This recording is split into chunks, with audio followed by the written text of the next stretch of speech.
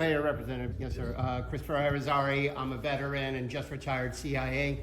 My question to you is this: you made a comment earlier about unelected officials. Yeah. I guess where, although I normally would agree with that sentiment, unelected officials, also known as DOGE, ran through our federal government, and I don't remember your stance against that. Could you let us know, unequivocally, that that was wrong, and that should be something that should never, ever happen again? Well, I will just tell you this, just so you'll know, we have to codify everything they recommend. And that's the way it should be. Because we're elected officials, and we need to make the final call on these things. Sir, you're the Congress. You're supposed to initiate that. That is your lane.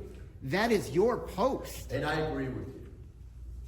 Then, sir. But there's nothing wrong with taking advice. Now, you know, a lot of these kids don't have the background, and you know, they're geniuses and everything else, but they don't have a lot of common sense. Sir, they are unvetted. You just admitted it. They're unvetted.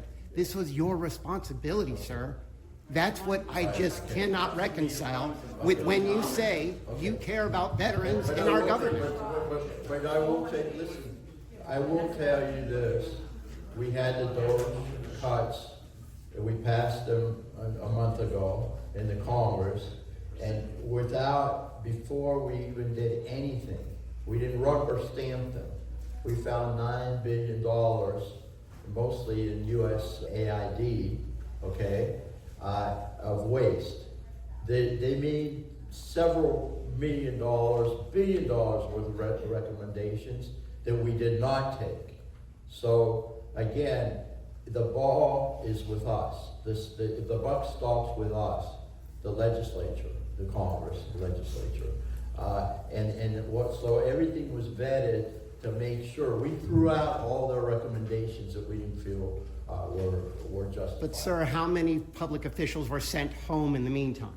Who are just people with decades of service to this country. Me being one of them, well, not me being one of them personally, but I worked with many of those people, shoulder to shoulder, for more than 2 decades. Yeah. More than 2 decades of service to this country, and to be just thrown away. Well, that's wrong.